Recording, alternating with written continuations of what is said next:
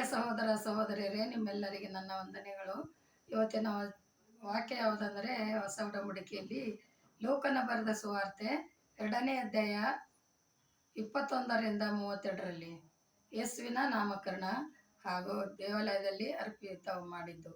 ಅಂದರೆ ಕರ್ತನಾದ ಯೇಸು ಕ್ರಿಸ್ತನು ಹುಟ್ಟಿ 8 ದಿವಸ ಸಂಪೂರ್ಣ ಆದ ನಂತರ ದೇವಾಲಯಕ್ಕೆ ಮಕ್ಕಳಿಗೆ ತೆಗೆದುಕೊಂಡು ಹೋಗಬೇಕು ಹಾಗೂ ಅಲ್ಲಿ ಪರಿಶುದ್ಧತೆಯಿಂದ ದೇವರನ್ನ ಅರ್ಪಿತ ಮಾಡಬೇಕಂತೇಳಿ ಮೋಸೆಯ ಧರ್ಮಶಾಸ್ತ್ರ ಪ್ರಕಾರ ಬರೆದಿರ್ತದೆ. ಅದಕ್ಕಾಗಿ ಯೇಸು ಕ್ರಿಸ್ತನ ತಂದೆ ತಾಯಿಗಳು ಹೋಗಿ ಸಂಪೂರ್ಣ 8 ದಿನ ಆದ ಮೇಲೆ ದೇವಾಲಯಕ್ಕೆ ಹೋಗಿ ಪರಿಶುದ್ಧತೆಯನ್ನು ಮಾಡಿಕೊಂಡು ಹಾಗೂ ಅಲ್ಲಿ ದೇವರನ್ನ ನಮಸ್ಕರಿಸಿ, ದೇವರಿಗೆ ಚೊಚ್ಚಲ ಮಕ್ಕಳು ಗಂಡು ಮಗು ಯಾರದೇ ಇದ್ದರೂ ಕೂಡ ಅವರು 2 ಬೆವಳಕ್ಕೆ ಅಥವಾ 2 ಪಾರಿವಾಳ ಕೊಡಬೇಕು ಅಂತೇಳಿ ಅಲ್ಲಿ ಶಾಸ್ತ್ರದಲ್ಲಿ ಬರೆದಿರ್ತದೆ.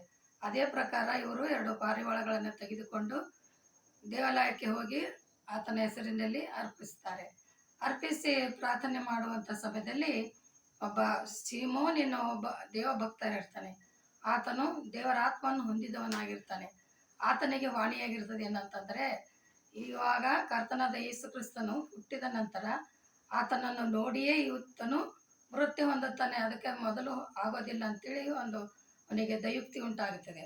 ಆವಾಗ ತಿರುಗಿ ಆತನು ಕೂಡ ಏನು ಮಾಡ್ತಾನೆ, ಕರ್ತನಾದ ಯೇಸು ಕ್ರಿಸ್ತನು ದೇವಾಲಯಕ್ಕೆ ಇದ್ದಾರೆ ಅಂತೇಳಿ ಆತನಿಗೆ ಪ್ರೇರಣೆಯಾಗಿ ಆತನು ಕೂಡ ಬಂದು ಆ ಬಾಲಕನಾದ ಯೇಸುವನ್ನು ಕೈಯಲ್ಲಿ ಎತ್ತಿಕೊಂಡು ಹೇಳ್ತಾನೆ ಏನಂತಂದರೆ, ಕರ್ತನಾದ ಯೇಸು ಕ್ರಿಸ್ತನ ತನ್ನ ಕೈಯಲ್ಲಿ ಎತ್ತಿಕೊಂಡು, ಯೇಸುವೆ ನಿನ್ನ ನಾಮಕ್ಕೆ ಕೋಟಿ ಕೋಟಿ ಸ್ತೋತ್ರ, ಯಾಕಂದರೆ ನೀನು ಬರೋವರೆಗೆ ನಾನು ನಿನ್ನ ದಾಸನು ದಾರಿ ಕಾಯ್ತಾ ಇದ್ದೀನಿ. ಅದಕ್ಕೆ ಅಂದರೆ ನನ್ನ ಸಾವು ನಿನ್ನನ್ನು ಕಣ್ಣಾರೆ ಕಂಡ ನಂತರವೇ ಬರುತ್ತದೆ ಅಂತೇಳಿ ವಾಣಿಯಾಗಿತ್ತು. ಅದೇ ಪ್ರಕಾರ ಈಗ ನಾನು ನಿನ್ನನ್ನು ನೋಡಿ ಕಣ್ಣಾರೆ ಕಂಡು ಸಂತೋಷ ಪಟ್ಟಿದ್ದೇನೆ ಹಾಗೂ ದೇವರ ಕೃಪೆ ಮೂಲಕ ನೀನು ಎಲ್ಲ ಜನರನ್ನು, ಅಂದರೆ ಇಡೀ ಜಗತ್ತಲ್ಲಿ ಪ್ರತಿಯೊಂದು ಜನರನ್ನು, ಅನ್ಯ ಜನರನ್ನು, ಎಲ್ಲ ದೇಶದವರನ್ನು ಆಳುವಂತನಾಗಿದ್ದೆ. ಅಂದರೆ ಎಲ್ಲರ ಪಾಪಗಳನ್ನು ಕ್ಷಮಿಸಿ ರಕ್ಷಿಸುವ ದೇವರು.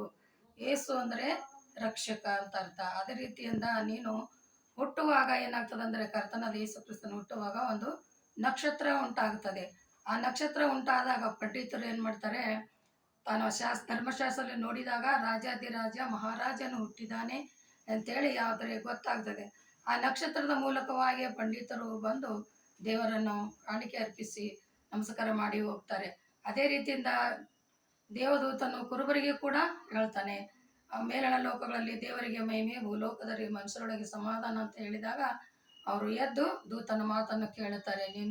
ನೀವು ಹೋಗಿ ಓದಲೆಯಲ್ಲಿ ಮರಗಿರೋ ಒಂದು ಕೂಸು ಅದನ್ನು ನೋಡಿ ಕಾಣಿಕೆ ಅರ್ಪಿಸಿ ಬರಬೇಕು ಅಂತ ಹೇಳಿದಾಗ ಅವರು ಕೂಡ ಹೋಗಿ ಸಂತೋಷದಿಂದ ಕಾಣಿಕೆನ ಅರ್ಪಿಸಿ ಬರ್ತಾರೆ.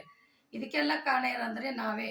ಯಾಕಂದರೆ ದೇವರು ನೋಡ್ತಾನೆ, ಎಷ್ಟು ಹೇಳಿದ್ರು ಇವರು ಮಾತು ಕೇಳ್ತಾ ಇಲ್ಲ ಅಂತ ದೇವರು ತನ್ನ ಪವಿತ್ರಾತ್ಮನು ತನ್ನ ಮಗನನ್ನೇ ಈ ಲೋಕಕ್ಕೆ ಕಳಿಸಿದ್ದಾಗ ಆಗ ನಮ್ಮ ಎಲ್ಲರ ಪಾಪಗಳನ್ನು ಕ್ಷಮೆ ಮಾಡುವ ಸಲುವಾಗಿ ಯಜ್ಞದ ಕುರಿಯಾಗಿ ಶಿಲುವೆ ಮೇಲೆ ಪ್ರಾಣವನ್ನು ಕೊಟ್ಟು ತಿರುಗಿ ಜೀವಿತನಾಗಿ ಮೇಲಕ್ಕೆ ಏರಿ ಹೋಗುತ್ತಾನೆ. ಆವಾಗ ಹೇಳ್ತಾನೆ ಕರ್ತನು ತನ್ನ ಶಿಷ್ಯರಿಗೆ ಹೇಳ್ತಾನೆ, ಇವಾಗ ಹೇಗೆ ನಾನು ಮಧ್ಯ ಆಕಾಶದಿಂದ ಮೇಲೆ ಹೋಗುತ್ತಾ ಇದ್ದೀನೋ ಹಾಗೂ ತಿರುಗಿ ಬರುವಾಗ ನ್ಯಾಯ ಮಾಡಲಿಕ್ಕೆ ಬರುವಾಗ ಕೂಡ ಮಧ್ಯಾಕಾಶದಿಂದ ಕೆಳಗೆ ಬರೋದನ್ನು ನೀವೆಲ್ಲರೂ ನೋಡುವಿರಿ ಅಂತೇಳಿ ಆತನ ಶಿಷ್ಯರಿಗೆ ಹೇಳ್ತಾನೆ. ಅದೇ ರೀತಿ ಇವಾಗ ತಿರುಗಿ ಬರೋಣ ಸಮಯವಾಗಿದೆ. ಅದಕ್ಕಾಗಿ ನೀವುಗಳು ಎಚ್ಚರವಾಗಿದ್ದು ದೇವರ ವಾಕ್ಯಗಳನ್ನು ಕೇಳಿ ನಮ್ಮಲ್ಲಿ ನೆಲೆಗೊಂಡು, ಕರ್ತನ ವಾಕ್ಯ ಹೇಳ್ತದೆ, ನೀವು ನನ್ನಲ್ಲಿ ನೆಲೆಗೊಂಡಿರಿ, ನಾನು ನಿನ್ನಲ್ಲಿ ನೆಲೆಗೊಂಡಿದ್ದರೆ ಮಾತ್ರ ನೀವು ಪರಲೋಕ ರಾಜ್ಯವನ್ನು ಸೇರುವಿರಿ ಅಂತೇಳಿ. ಅದಕ್ಕಾಗಿ ನಾವು ಆತನನ್ನು ಅರಿತುಕೊಂಡು ಆತನ ವಾಕ್ಯವನ್ನು ತಿಳಿದುಕೊಂಡು ದೇವರ ಮಾರ್ಗದಲ್ಲಿ ನಡೆಯುವಂಥದ್ದೇ ಮುಖ್ಯವಾದ ವಿಷಯ ಅಂತೇಳಿ ಇವತ್ತಿನ ವಾಕ್ಯ ಆಗಿರ್ತದೆ.